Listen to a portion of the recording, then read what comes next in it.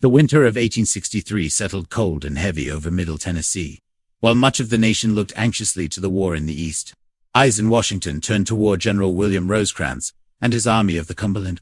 Just days into the new year, Lincoln had hoped his general would sweep forward from his hard-fought victory at Stones River, seize the strategic rail hub of Chattanooga, and finally liberate the loyal Unionist stronghold of East Tennessee. But instead of triumph, there was frustration. For 6 long months, Rosecrans remained idle at Murfreesboro. The reason was not cowardice, nor incompetence. His army had bled badly at Stones River, its ranks battered, its morale shaken. Winter rains turned mountain roads into waist-deep swamps of mud. To drive men through those passes in such conditions would have destroyed them before they even met the enemy. Rosecrans refused to repeat McClellan's mistakes in Virginia, refused to march half-prepared into a meat grinder. Instead, he turned Murfreesboro into a fortress of preparation. Drill after drill hardened his troops. His supply lines were reorganized. Rifles, artillery, equipment, everything was improved. By summer, the Army of the Cumberland was not just rested, but reborn. Perhaps the best trained and supplied army in North America. But Washington did not see careful preparation. They saw stalling.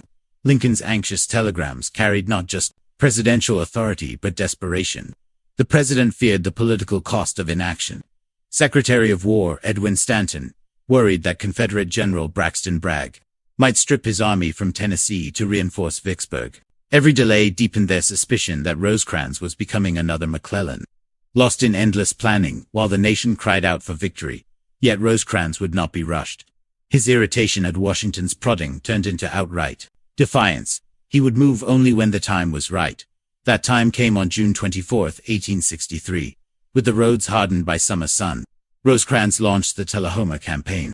Rather than bludgeon Bragg's entrenched Confederates head-on, he would outmaneuver them. Diversions at Shelbyville drew Confederate attention, while the bold Lightning Brigade mounted infantry, armed with repeating rifles, seized Hoover's Gap in a lightning strike, holding it against furious counterattacks. Elsewhere, Union corps swept through mountain passes, pushing Confederate defenders back step by step. Bragg, already undermined by bitter quarrels among his generals, found his carefully prepared defensive lines collapsing. William Hardee, one of his corps commanders, despised him so much that he withheld critical information and quietly withdrew, rather than fight according to Bragg's plan. Within 10 days, Rosecrans had forced Bragg out of Middle Tennessee without a single pitched battle. It was a strategic masterpiece maneuver over bloodshed, yet the achievement went unnoticed. Gettysburg and Vicksburg, both unfolding almost simultaneously, dominated headlines.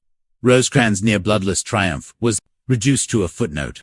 He believed his brilliance had been ignored. Washington sent no laurels, only fresh demands: advance quickly, destroy Bragg's army, and open the road to Georgia. It was this combination of triumph and pressure that would push Rosecrans to his greatest mistake, underestimating his beaten foe and walking blindly into one of the bloodiest battles of the war. While Rosecrans polished his army into a razor's edge, Braxton Bragg's Army of Tennessee was falling apart from within. Stationed in the Tennessee barrens around Tullahoma, his men endured a winter of near starvation. The irony was bitter. The very rail lines they defended carried trainloads of food past them, eastward to supply Robert E. Lee in Virginia. Bragg's soldiers went hungry, while the wagons rattled by, bound for another army that Richmond favored more. Hunger gnawed at their bodies, but what poisoned the Army of Tennessee most was its leadership. Bragg himself was a paradox. Strict, humorless, and unyielding, he demanded discipline and punished infractions with a martinet's zeal. His subordinates despised him, and he despised them in return. His second-in-command, Leonidas Poche, the fighting bishop, was an old friend of Jefferson Davis, and openly insubordinate. Other senior generals distrusted Bragg's judgment, whispered about replacing him, and carried their grudges from one campaign to the next. When Bragg circulated a letter in late 1862 asking for their candid assessment of his leadership, the replies were scathing. Rather than resolve the crisis, Davis only confirmed Bragg in command, unwilling to sacrifice either his personal loyalty to Bragg or his long friendship with Polk. Thus the army festered in dysfunction. Even Confederate victories were poisoned. At Stones River, Bragg had come tantalizingly close to destroying Rosecrans, but when the battle ended in stalemate, Bragg's generals accused him of cowardice for failing to press the attack. He, in turn, accused them of failing to carry out his orders. The blame game consumed them all, and by the time Rosecrans drove them from Middle Tennessee in the Tullahoma Campaign, the Army of Tennessee was an army at war with itself. Yet, when Rosecrans advanced into Georgia in late summer 1863, overconfidence led him into a trap. Convinced Bragg was retreating in panic, he scattered his corps across mountain passes, pushing deep into hostile terrain. In reality, Bragg had regrouped around Lafayette, Georgia, and was finally being reinforced. James Longstreet's crack divisions from Lee's Army of Northern Virginia were on their way by rail. And for once the Confederates held the initiative. The moment was perfect. With Rosecrans' corps strung out across miles of mountain roads, Bragg could crush them in detail, annihilate the Army of the Cumberland, and reclaim Chattanooga. But once again, Bragg's own generals sabotaged him. Between September 10th and 13th, he positioned overwhelming numbers against isolated Union divisions, yet hesitation, outright refusal to attack, and petty rivalries prevented decisive action. Only Patrick Claiborne showed true aggressiveness. Opportunities slipped through their fingers. By the time Rosecrans realized the danger, it was nearly too late. He scrambled to reunite his army along Chickamauga Creek, where thick forests and broken terrain would soon echo with gunfire and screams. Bragg had 65,000 men, with more on the way. Rosecrans had barely 60,000, spread thin and weary from days of forced marching. The Confederacy had one last chance to strike a blow that might change the balance of the entire war in the West. The stage was set for Chickamauga, name that would soon be seared into the memory of every man who fought. There, the Battle of Chickamauga began not with a grand assault, but with a chance encounter. On the morning of September 19, 1863, Union patrols searching for water and aiming to burn Reed's Bridge stumbled into Confederate cavalry under Nathan Bedford Forrest near Jay's Mill. The skirmish quickly escalated as Forrest pressed forward, and Union forces under General George Thomas rushed to meet him. Believing only a small Confederate brigade had crossed the creek, Thomas counterattacked, but more and more Confederates poured in, and soon a full-scale battle was raging in the tangled woods. Bragg, realizing Rosecrans had concentrated further north than expected, shifted his army to strike. What followed was chaos. Unlike the open fields of Gettysburg, Chickamauga was fought in dense forest and thickets where visibility was measured in yards. Lines of blue and gray stumbled into each other at near point-blank range. Regiments became lost. Officers shouted themselves hoarse, and the fighting dissolved into savage, close-quarters combat. Bragg ordered piecemeal assaults, one division after another, hammering against the Union line in sequence. Each attack fell on Thomas' corps, which bore the brunt of the day's carnage. Time and again, Confederates surged forward, only to be shattered by withering musketry. The terrain itself hindered coordination. Ravines, thickets, and underbrush broke apart attacks before they could hit with full strength. Still, the Confederates pressed on. Rosecrans, recognizing Thomas' peril, shifted reinforcements from his center and right to keep the line intact. Brigades marched and countermarched through the woods, thrown into the fight wherever the pressure grew heaviest. The day was a grinding stalemate. Neither side gained decisive advantage, but the casualties mounted horribly. Men fell by the thousands in the choking smoke and blood-stained forest. As dusk fell, the Confederates had pushed the Union line back in places but had not broken it. Thomas, already proving himself the anchor of the Union army, held firm. Yet Rosecrans' men were exhausted. Ammunition was running low, commanders were afraid, and confusion reigned. Across the field, Bragg welcomed the arrival of Longstreet's lead division. At last, he had his hammer. That night, he reorganized his army into two wingspoke. On the right, Longstreet on the left, preparing for a massive assault the next morning. For the soldiers huddled in the woods that night, the forest floor was littered with corpses, their cries mingling with the groans of the wounded. Chickamauga, the Cherokee called it, the River of Death. By the morning of September 20th, the name was becoming prophecy. At dawn, on September 20th, Bragg's grand plan already faltered. Orders sent to D.H. Hill's corps had been lost in the dark, and when morning came, Hill had no idea he was supposed to attack. Polk, commanding the Confederate right, discovered the blunder too late. Their assaults did not begin until after 9 a.m., giving the Union line precious hours to strengthen its defenses. When the attack finally came, Thomas' breastworks held firm. Wave after wave of Confederates hurled themselves against his men, only to be cut down in heaps. Bragg raged, furious at the delays. Then, at mid-morning, Fate intervened not on the Confederate side, but on the Union. A staff officer warned Rosecrans that a gap existed in his line near the Brotherton farm. In reality, no such gap existed. A division hidden in the woods simply wasn't visible. But Rosecrans, overwhelmed by hours of shifting units and exhausted by confusion, believed the report. Without verifying, he ordered General Thomas J. Wood to move his division to close the gap. Wood knew the order was wrong, yet he obeyed. He had already suffered Rosecrans' wrath twice before for questioning commands, and would not risk a third.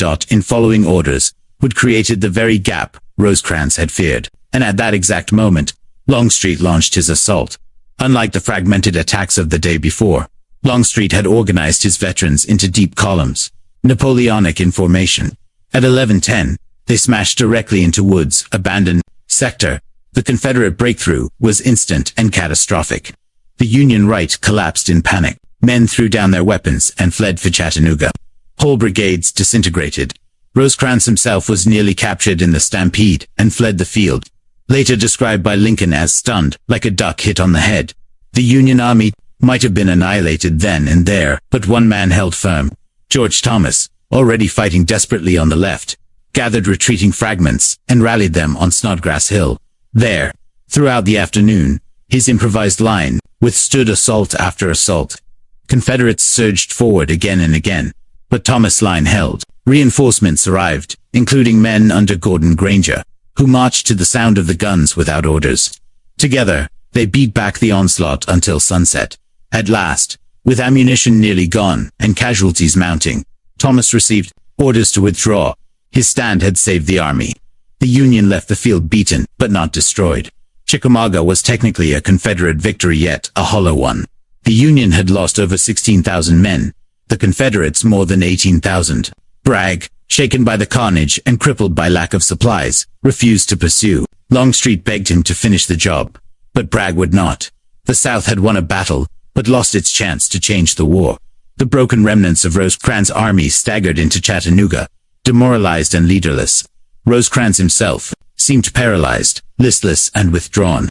George Thomas, steady as ever, took command of the defenses. Bragg followed and laid siege to the city, cutting off rail, road, and river supply lines. Soon the Army of the Cumberland was starving. Soldiers boiled shoe leather, scavenged for weeds, and grew gaunt in their trenches. In Washington, panic spread. Chickamauga had been the bloodiest Union defeat in the West. If Chattanooga fell, the gateway to the Deep South would swing wide open to Confederate control. Lincoln and Stanton turned to the only man who could save the situation, Ulysses S. Grant, the victor of Vicksburg. Grant was given supreme command in the West and ordered to relieve the besieged city. Grant moved with characteristic decisiveness. He replaced Rosecrans with George Thomas, who famously responded, "We will hold Chattanooga till we starve." Working with engineer William F. Smith, Grant opened a daring supply route. On the night of October 27th, Union troops floated silently down the Tennessee River, seized Brown's Ferry, and built a pontoon bridge. At the same time, Joseph Hooker marched from Bridgeport. Together, they secured the Cracker Line. Within days, food and ammunition poured into Chattanooga. The starving soldiers feasted on hardtack and salt pork. Morale surged. The siege was broken. Bragg, however, was unraveling. His generals despised him more than ever, and Jefferson Davis' personal visit only worsened the tension. Instead of replacing Bragg, Davis allowed him to purge subordinates. Distrust consumed the Confederate high command at the very moment unity was needed most. In November, Grant struck back. On the 24th, Hooker's men climbed the slopes of Lookout Mountain under cover of fog, driving the Confederates from what became known as the Battle Above the Clouds. On the 25th, Sherman assaulted the northern end of Missionary Ridge, but was stalled by Patrick Cleburne's stalwart defense at Tunnel Hill. Frustrated, Grant ordered Thomas' Army of the Cumberland to advance only as far as the rifle pits at the base of the ridge. What happened next became legend. Fired by months of humiliation, eager to redeem themselves, Thomas' men surged up the ridge without waiting for orders. Against all expectation, they stormed the Confederate positions.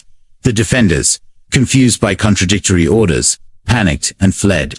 In a wild, irresistible charge, the Army of the Cumberland broke through. The Confederate line collapsed. Bragg's army retreated in disorder toward Georgia. His resignation soon followed. Longstreet abandoned his fruitless siege of Knoxville and trudged back east. For the Confederacy, the West was lost. The gateway to Georgia lay wide open, and Atlanta itself now loomed as the Union's next target. Had been a Confederate victory, but Chattanooga was a Union triumph that changed everything. The South had squandered its last chance in the West, and from here on, the Union advance would be relentless. The campaign of Chickamauga and Chattanooga is a reminder that wars are not won by courage alone, but by leadership, unity, and the ability to seize opportunity. The Confederacy failed at the very moment success was within reach, and the war in the West would never again turn in their favor. So what do you think? Could the Confederacy have truly changed history if Bragg had pursued after Chickamauga? Was their fate sealed regardless? Share your thoughts below, and if you want to follow the next chapter in this epic struggle, make sure to like, subscribe, and hit the bell. The road from Chattanooga leads straight to Atlanta, and the story is only beginning.